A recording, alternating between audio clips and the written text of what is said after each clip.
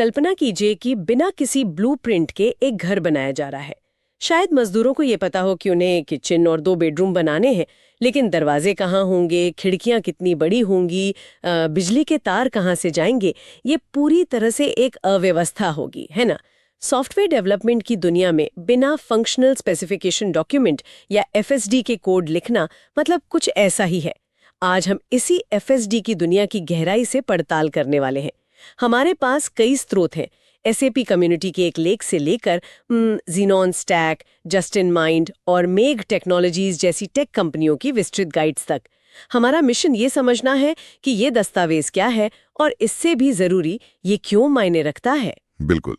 आज हम ये समझने की कोशिश करेंगे कि एफएसडी क्या है, ये इतना महत्वपूर्ण क्यों है और ये कैसे मतलब एक बिजनेस आइडिया और असल में लिखे जाने वाले कोड के बीच एक पुल का काम करता है। ये वो दस्तावेज है जो सुनिश्चित करता है कि बिजनेस टीम, डिजाइनर और डेवलपर सब एक ही भाषा बोल रहे हों। ठीक है, तो चलिए इसकी तह तक जाते हैं। एफएसडी को परिभाषित करने का सबसे सरल तरीका क्या है? जो मैंने इन स्रोतों में पढ़ा उसके अनुसार यह एक दस्तावेज है जो ये बताता है कि एक सिस्टम को क्या करना चाहिए, न कि ये कैसे करना चाहिए। आपने बिल्कुल सही पकड़ा, पर यहाँ एक बहुत ही बारीक बात है। ये क्या बनाम कैसे का अंतर बहुत महत्वपूर्ण है। जब हम कहते हैं कि एफएसडी कैसे के बारे में नहीं है, तो हमारा मतलब होता है तकनीकी कैसे से, यानी कौन सी प्रोग्रामिंग भाषा इस्तेमाल होगी, सर्वर कैसा होगा वगैरह। लेकिन एक तरह से एफएसडी फंक्शनल कैसे के बारे में ही है। ये कदम दर कदम ये बताता है कि कोई फीचर उपयोगकर्ता के लिए कैसे काम करेगा। ये पूरी तरह से अंतिम उपयोगकर्ता के नजरिए पर केंद्रित है। अच्छा, तो ये अंतर समझना जरूरी है। यह तकनीकी बनावट के बारे में नहीं, बल्कि उपयोगकर्ता के अनुभव के बारे में है। जैसे जब मैं पासवर्ड भूल गया पर क्लिक करती हूँ, तो कैसे मुझे अपना पासवर्ड रीसेट करने का मौका मिलता है। बिल्कुल, एफएसडी इसी सवाल का जवाब देता है। यह उपयोगकर्ता के इंटरैक्शन, इनपुट, आउटपुट और जो कंट्रोल लॉजिक है उसका वर्णन करता है।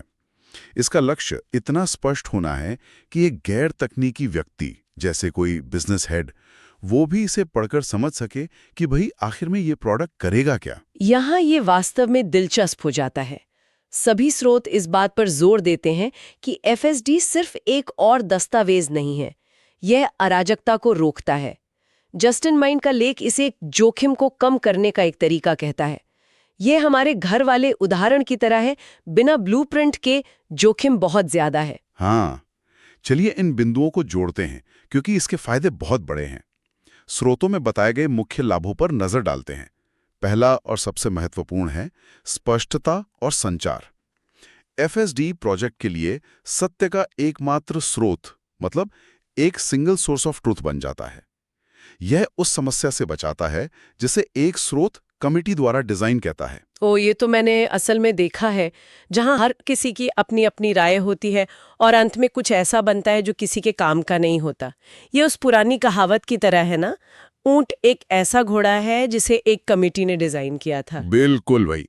एफएसडी ये सुनिश्चित करता है कि आप घोड़ा बनाने निकले हैं तो घोड़ा ही बनाएं, ऊंट नहीं। यह सुनिश्चित करता है कि डेवलपर्स, डिजाइनर और बिजनेस के हितधारक मतलब सब लोग एक ही पेज पर हों। अच्छा, एक शब्द जो इन स्रोतों में बार बार आया है वो है स्कोप क्रीप। ये सुनने में ही खतरनाक लगता है। इसका क्या मतलब है और एफएसडी इससे कैसे बचाता है? स्कोप क्रीप हर प्रोजेक्ट मैनेजर का दुस्वप्न है।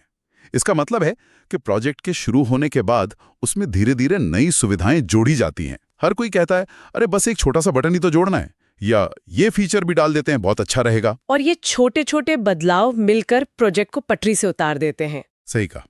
एफएसडी बस एक और छोटा सा फीचर जोड़ दो वाले राक्षस को एक तरह से पिंजरे में बंद कर देता है। वही राक्षस जो चुपके से आपके बजट और समय सीमाओं को खा जाता है। एफएसडी एक बाड़ की तरह है। अगर कोई सुविधा एफएसडी में नहीं है तो उस पर एक औपचारिक चर्चा होगी, उसके प्रभाव का आकलन किया जाएगा और फिर उसे जोड़ा जाएगा, यूं ही नहीं। और तीसरा बड़ा फायदा, जैसा कि एसएपी का स्रोत बताता है, ये डेवलपमेंट के लिए ब्लूप्रिंट और टेस्टिंग का आधार है। हाँ, ये डेवलपर्स के लिए बहुत महत्वपूर्ण है। ये उन्हें बिल्कुल साफ दिशा निर्देश देता है जिससे गलतफहमी और रीवर्क की संभावना कम हो जाती है। लेकिन क्यूए टीम के लिए भी ये उतना ही महत्वपूर्ण है। बिना एफएसडी के क्यूए टीम कैसे जानेगी कि क्या सही है और क्या गलत? वो किस आधार पर कहेंगे कि सॉफ्टवेयर ठीक से काम कर रहा है या नहीं? तो इसका मतलब ये हुआ कि क्यूए टीम को अपना टेस्ट प्लान बनाने के लिए अंदाजा लगाने की जरूरत नहीं है। वे सीधे एफएसडी को अपनी चेकलिस्ट के रूप में इस्तेमाल कर सकती हैं। बिल्कुल। एफएसडी उन्हें एक ठोस आधार देता है। वे हर फंक्शनल आवश्यकता को देख सकते हैं और उसके लिए एक टेस्ट केस बना सकते हैं। इससे ये सुनिश्चित होता है कि जो बनाने का वादा किया गया था वही बनकर तैयार हुआ है। ये सब सैद्धांतिक रूप से तो समझ में आता है, लेकिन अगर हम असल में एक एफएसडी को खोल कर देखें तो वो कैसा दिखेगा? क्या ये सिर्फ 100 पन्नों की एक लिस्ट है या इसमें कोई खास ढांचा होता है? तो अगर एफएसडी घर का ब्लूप्रिंट है तो अब समय आ गया है कि हम उस ब्लूप्रिंट को खोल कर देखें। हाँ, चलिए इसे खोलते हैं। ये सिर्फ दीवारों और दरवाजों की सूची नहीं है, इसमें प्लम्बिंग और वायरिंग जैसी बहुत सारी बारीकियां भी होती हैं। लगभग हर एफएसडी की शुरुआत प्रोजेक्ट के दायरे, प्रोजेक्ट स्कोप से होती है।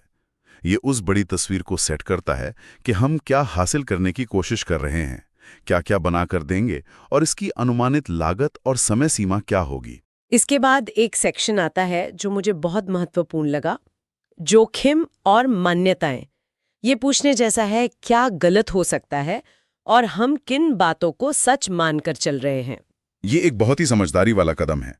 हम मान सकते हैं कि एक खास टेक्नोलॉजी उपलब्ध होगी या यूजर्स के पास एक खास तरह का डिवाइस होगा।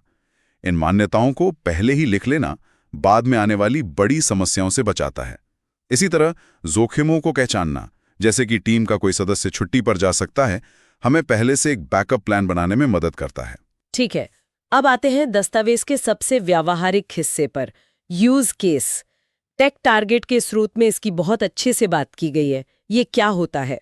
यूज केस आवश्यकताओं को उपयोगकर्ता की कहानी या कार्रवाई के संदर्भ में रखते हैं। यह सिर्फ ये नहीं कहता कि सिस्टम को आवेदन स्वीकार करना चाहिए, बल्कि यह पूरी प्रक्रिया का वर्णन करता है।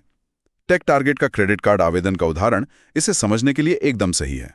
हाँ, मैंने वो देखा था। उसमें एक एक्टर होता है जो इस मामले में ग्राहक है। फिर यूज केस का नाम होता है, जैसे आवेदन जमा करें। और फिर 2 रास्ते होते हैं और यह समझना बहुत जरूरी है। पहला है सफल रास्ता, हैप्पी पाथ, जहां सब कुछ योजना के अनुसार होता है। उपयोगकर्ता सारी जानकारी सही दर्ज करता है, सिस्टम उसे मान्य करता है और आवेदन जमा हो जाता है। सब खुश। लेकिन असल दुनिया में हमेशा सब कुछ ठीक नहीं होता। बिल्कुल नहीं। इसीलिए दूसरा रास्ता भी उतना ही महत्वपूर्ण है, वैकल्पिक रास्ता, ऑल्टरनेटिव पाथ।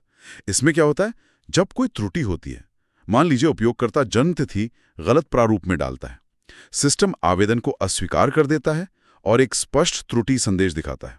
यह डेवलपर्स को बताता है कि केवल सफलता के लिए ही नहीं, बल्कि विफलताओं को भी शालीनता से कैसे संभालना है। और ये मुझे फंक्शनल और नॉन फंक्शनल आवश्यकताओं के अंतर पर लाता है। हाँ, ये एक क्लासिक अंतर है। चलिए इसे एक आसान उदाहरण से समझते हैं। मान लीजिए आप एक रेस्टोरेंट में हैं। फंक्शनल आवश्यकताएं वो हैं जो आप मेनू में पढ़ते हैं, पनीर बटर मसाला। ये बताता है कि आपको क्या मिलेगा। और नॉन फंक्शनल आवश्यकताएं ये बताती हैं कि वो डिश कितनी अच्छी होगी। इसे 10 मिनट के अंदर परोसा जाना चाहिए, ये गर्म होना चाहिए और ये साफ सुथरी रसोई में तैयार किया जाना चाहिए। सॉफ्टवेयर में फंक्शनल आवश्यकताएं बताती हैं उपयोगकर्ता खोज परिणामों को कीमत के अनुसार फिल्टर कर सकता है, और नॉन फंक्शनल बताती हैं खोज परिणाम 1 सेकंड से कम समय में लोड होने चाहिए। ये बहुत अच्छा उदाहरण है। और ब्लूप्रिंट के अंतिम हिस्सों में त्रुटि रिपोर्टिंग और यूजर इंटरफेस यूआई डिजाइन भी शामिल है। जस्टिन माइंड और मेग टेक्नोलॉजीज के स्रोत विजुअल मॉकअप और वायरफ्रेम शामिल करने पर बहुत जोर देते हैं। और भी सही है। टेक्स्ट में ये पढ़ना एक बात है कि एक लॉगिन बटन होगा, लेकिन ये देखना बिल्कुल अलग बात है कि वो बटन स्क्रीन पर कहाँ होगा, कैसा दिखेगा। विजुअल्स गलतफहमी की गुंजाइश को लगभग खत्म कर देते हैं। हर कोई देख सकता है कि अंतिम उत्पाद कैसा दिखेगा। तो ये स्पष्ट है कि ये दस्तावेज बहुत विस्तृत है। अब सवाल ये है कि इस ब्लूप्रिंट को बनाता कौन है? ये किसी एक व्यक्ति का काम तो नहीं लगता जो अंधेरे कमरे में बैठकर सब कुछ लिख दे? बिल्कुल नहीं, ये एक टीम का खेल है। इस प्रक्रिया का नेतृत्व अक्सर प्रोडक्ट मैनेजर या बिजनेस एनालिस्ट करते हैं। वे व्यवसाय की जरूरतों को सुनते हैं और उन्हें फंक्शनल आवश्यकताओं में बदलते हैं। वे व्यवसाय और तकनीक के बीच पुल का काम करते हैं। लेकिन क्या ये प्रक्रिया को धीमा नहीं कर देता? आज की तेज तर्रार अजाइल दुनिया में क्या इतना विस्तृत दस्तावेज बनाना एक तरह से समय की बर्बादी नहीं है? ये एक बहुत ही जायज सवाल है और कई टीमें इसी से जूझती हैं। लेकिन यहाँ डेवलपर्स को शुरू से ही शामिल करना महत्वपूर्ण है। जब वे प्रक्रिया का हिस्सा होते हैं तो ये नौकरशाही नहीं लगती। वे तकनीकी व्यवहार्यता पर अपनी राय देते हैं। वे बता सकते हैं कि क्या कोई आवश्यकता बहुत जटिल या समय लेने वाली है। उनकी भागीदारी बाद में होने वाले बड़े सिरदर्द से बचाती है। और डिजाइनर और क्यूए टीम भी शुरू से ही शामिल होते हैं। हाँ, UX UI designer visual mock-up और यूजर फ्लो बनाते हैं, और क्यूए टीम भी शुरू से ही एफएसजी का उपयोग यह सोचने के लिए करती है कि वे अंतिम उत्पाद का परीक्षण कैसे करेंगे। और सबसे महत्वपूर्ण, क्लाइंट या प्रमुख उपयोगकर्ता, आखिर उत्पाद उन्हीं के लिए बन रहा है ना? तो ये एक लगातार चलने वाली बातचीत है। प्रक्रिया क्या है, हितधारकों से बात करें, आवश्यकताएं इकट्ठा करें, सब कुछ लिखें और फिर समीक्षा का दौर शुरू होता है। बिजनेस एनालिस्ट एफएसडी का एक ड्राफ्ट तैयार करते हैं और उसे सभी हितधारकों के साथ साझा करते हैं। डेवलपर्स, डिजाइनर, क्लाइंट सभी इसे पढ़ते हैं और अपनी प्रतिक्रिया देते हैं। कई दौर के संशोधन के बाद जब सभी सहमत हो जाते हैं तो इसे मंजूरी दी जाती है और फिर वर्जन कंट्रोल का उपयोग किया जाता है। जस्टिन माइंड के लेख में गूगल डॉक्स का जो जिक्र है वो बहुत व्यवहारिक है। उसमें बदलावों को ट्रैक करना आसान होता है। ठीक है। अब एक उलझन जो मुझे लगता है कि कई लोगों को होती होगी। दस्तावेजों की दुनिया में खो जाना आसान है। हमने एफएसडी के बारे में बात की, लेकिन एसआरएस, बीआरडी और पीआरडी जैसे शब्द भी हैं। मेक टेक्नोलॉजीज के स्रोत में इनके बीच के अंतर को समझाने की कोशिश की गई है। क्या आप इसे सरल शब्दों में बता सकते हैं? हाँ, ये एक आम उलझन है, लेकिन इसे तोड़ना आसान है। इसे 3 सवालों के रूप में सोचें: क्यों, क्या और कैसे। सबसे पहले है बीआरडी, बिजनेस रिक्वायरमेंट्स डॉक्यूमेंट। ये क्यों का जवाब देता है। ये बताता है कि व्यावसायिक दृष्टिकोण से इस प्रोजेक्ट की आवश्यकता क्यों है। उदाहरण के लिए, हमें ग्राहक जुड़ाव को 20% तक बढ़ाने की आवश्यकता है। ये बहुत ही उच्च स्तरीय है। ठीक है, तो बीआरडी है क्यों। फिर आता है SRS. SRS, system requirement specification. ये बताता है कि उस क्यों को पूरा करने के लिए सिस्टम को क्या-क्या करने की आवश्यकता है। इसमें फंक्शनल और नॉन फंक्शनल दोनों आवश्यकताएं शामिल होती हैं, जैसे सिस्टम को पासवर्ड रिकवरी का समर्थन करना चाहिए। बस इतना। ये नहीं बताता कि कैसे। और फिर आता है एफएसडी, जो सबसे विस्तृत है। ये कैसे का जवाब देता है। सही। एफएसडी बताता है कि कोई फंक्शन उपयोगकर्ता के लिए कैसे काम करेगा। एसआरएस के उदाहरण को आगे बढ़ाते हुए एफएसडी कहेगा, उपयोगकर्ता को ईमेल पर भेजे गए ओटीपी के माध्यम से अपना पासवर्ड रीसेट करने में सक्षम होना चाहिए।